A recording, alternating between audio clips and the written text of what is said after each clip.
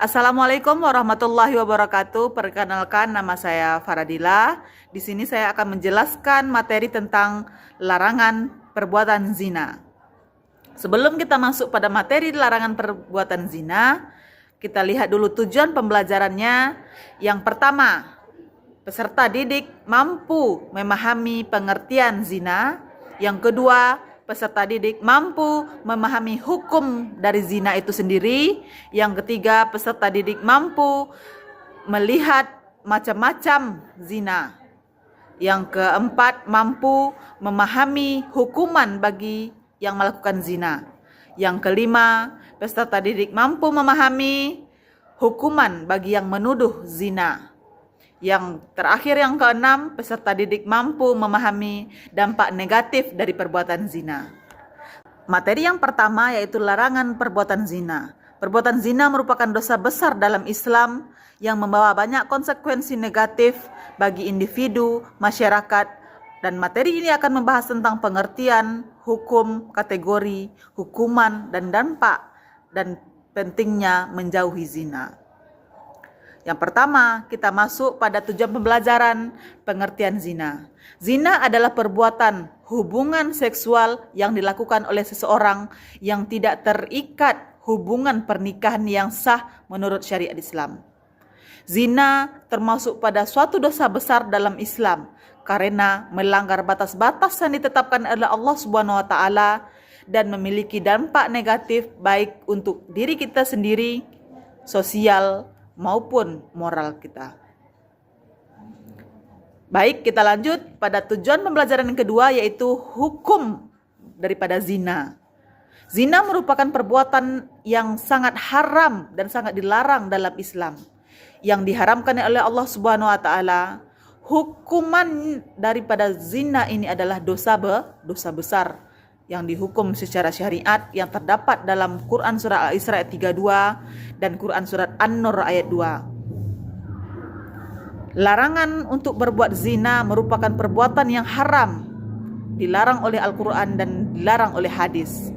Yang kedua, zina ini adalah merupakan dosa besar yang membawa dampak buruk bagi individu maupun masyarakat. Hukuman syariat yang melakukan zina itu akan dihukum berdasarkan sesuai dengan syariat Islam yang akan kita bahas berikutnya. Sebelum kita bahas hukumnya, tentu kita harus melihat apa saja kategorinya atau apa saja macam-macam zina. Zina itu terbagi dua.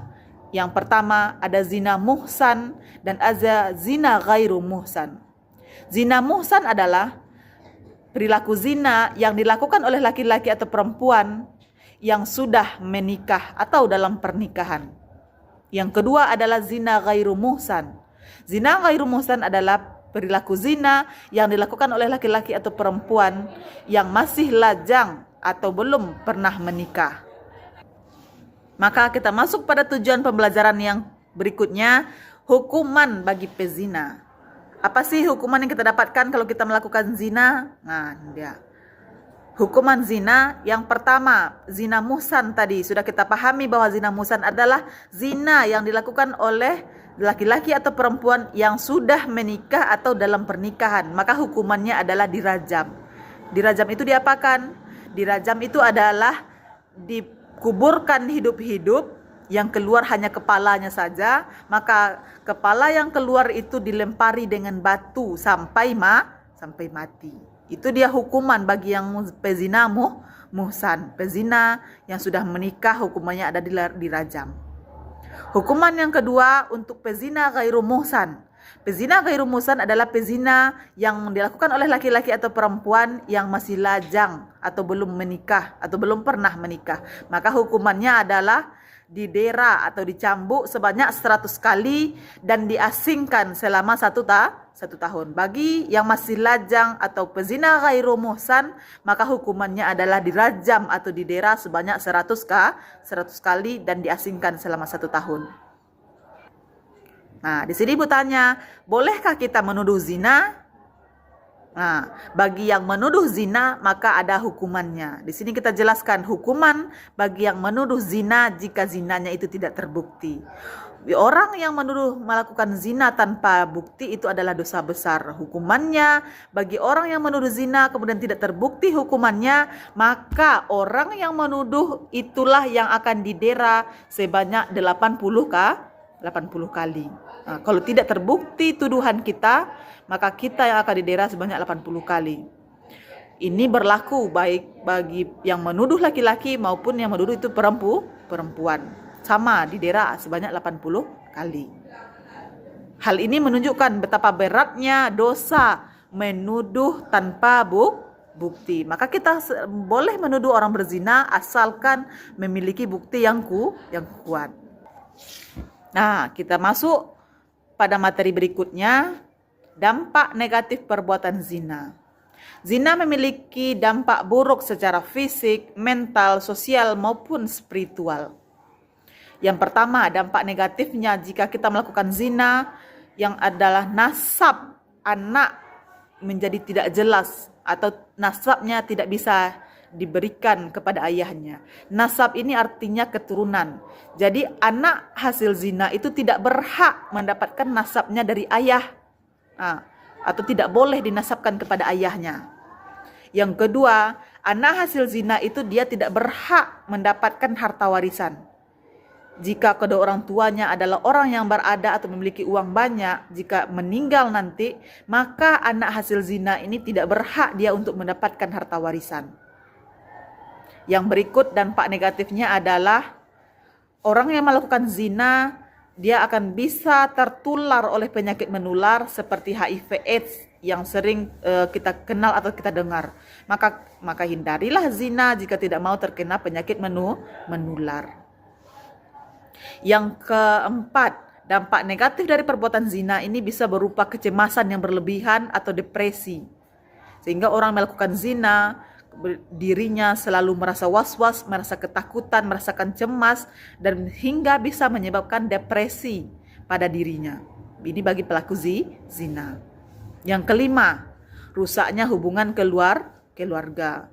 Orang yang melakukan zina maka tentu ada beban bagi keluarganya, bagi dirinya sendiri, sehingga nanti ada perselisihan, kesalahpahaman, sehingga rusaknya hubungan keluarga antara anak dengan orang tua, antara orang tua dengan saudara-saudaranya, rusaknya hubungan keluarga. Yang keenam, dampak dari perbuatan zina ini adalah aib bagi diri sendiri, aib juga bagi keluarga. Kalau kita melakukan perbuatan zina, bukan diri kita saja yang merasakan malu atau menanggung malu, tapi keluarga kita juga, terutama orang tua. Orang tua kita beranggapan bahwa dirinya tidak sanggup atau tidak berhasil mendidik anaknya karena anaknya bisa terjerumus pada zina. Jadi kalau kita melakukan perbuatan zina, bukan hanya diri kita saja yang merasakan malu, tapi juga keluarga kita, bahkan keluarga besar kita juga. Nah, yang ketujuh, dampak dari perbuatan zina itu adalah kita, orang tua kita, keluarga kita digosipin atau dikucilkan, dibicarakan oleh masyarakat. Apakah kita sendiri yang akan dikucilkan? Apakah kita sendiri yang akan dibicarakan? Tidak. Bukan hanya diri kita, tetapi keluarga kita juga kena imbasnya. Yang kedelapan yaitu mendapatkan dosa. Itu sudah pasti, sudah jelas, dan Allah sangat melaknat atau sangat melarang atau sangat benci kepada orang-orang yang melakukan perbuatan zina. Karena sudah Allah tegaskan dalam Quran surah Al-Isra ayat 32 dan Quran surat An-Nur ayat 2 bagaimana hukum orang yang melakukan zina tersebut. Nah, maka oleh karena itu kepada anak-anak ibu-ibu imbau supaya kita menghindari perbuatan-perbuatan zina, supaya kita tidak terjerumus pada zina.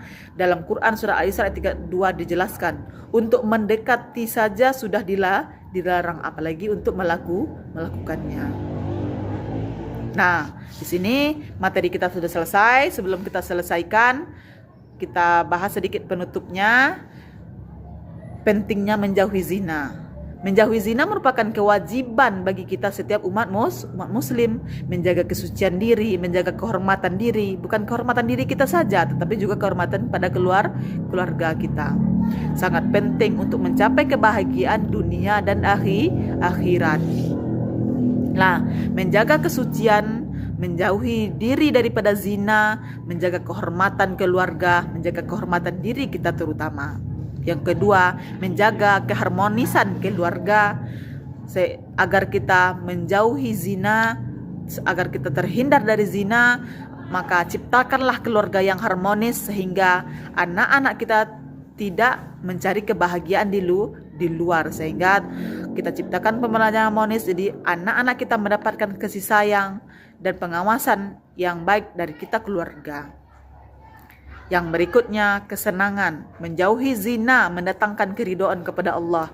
Jika kita menjauhi zina, Allah ridho kepada kita, Allah sayang kepada kita, Allah cinta kepada kita. Maka oleh karena itu, kepada anak-anak ibu semuanya, marilah kita tingkatkan ketakwaan diri kita kepada Allah. Kita jauhi segala larangannya, kita ikuti segala perintahnya. Dengan salah satu perintahnya adalah untuk menghindari zina. Nah, baiklah, mungkin itu saja pembahasan materi kita tentang kali ini. Mudah-mudahan apa yang kita sampaikan bermanfaat. Kalau ada salah mohon dimaafkan. Kita tutup dengan alhamdulillah. Assalamualaikum warahmatullahi wabarakatuh.